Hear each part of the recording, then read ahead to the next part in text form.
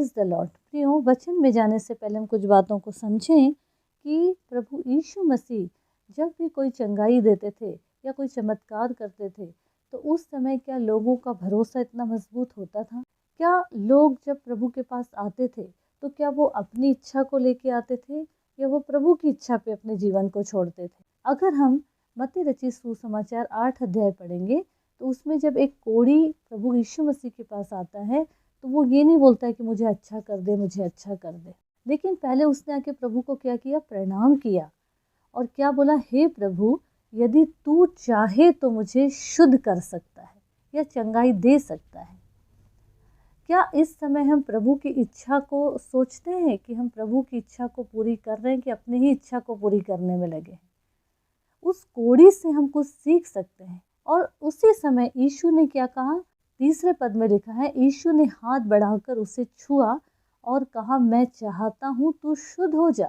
अगर हम प्रभु की इच्छा का सम्मान करेंगे तो प्रभु भी हमारी इच्छा का सम्मान करेंगे, हमारी इच्छा को पूरी करेंगे और वो तुरंत उसी घड़ी वो शुद्ध हो गया, चंगा हो गया। आगे लिखा है, यीशु ने उससे क्या कहा? देख, किसी से ना कहना, परंतु जाकर अपने आप को याजक को दिखा और जो चढ़ावा मूसा ने ठहराया उसे चढ़ा, ताकि लोगों के लिए गवाही हो।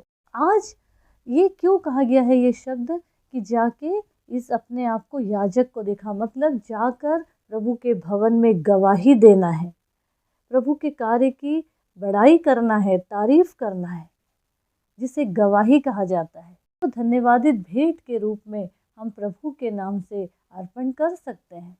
लेकिन आज ये हो रहा है कि वो जो 10 कोढ़ी में से 9 तो चले गए और वो एक आया। मतलब आज हम अपने लिए सिर्फ अच्छा चाह रहे हैं, लेकिन हमारे जीवन में जब वो अच्छा हो जाता है तो हम उस चीज़ को क्या करते हैं? झुठला देते हैं, भूल जाते हैं प्रभु की दया को।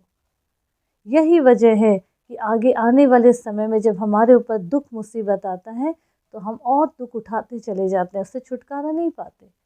क्योंकि गॉड यानी कि कहा जाए खुदा भी इस बात को समझ जाते हैं, ये कपटी लोग हैं, इन लोगों से मुंह फेर लेना ही अच्छा है, क्योंकि ये कपट से भरे हुए लोग हैं, ये सिर्फ अपने हित की चिंता करते हैं, दूसरों की नहीं।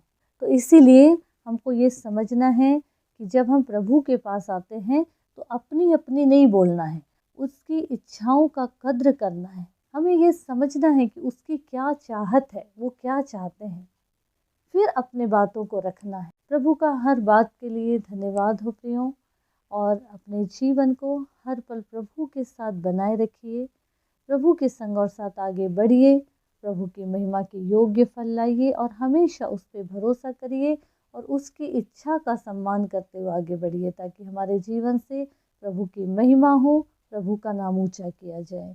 प्रभु यीशु मसीह इस वचन के द्वारा हम सबों को बहुतायत की आशीष दे। आमीन, आमीन।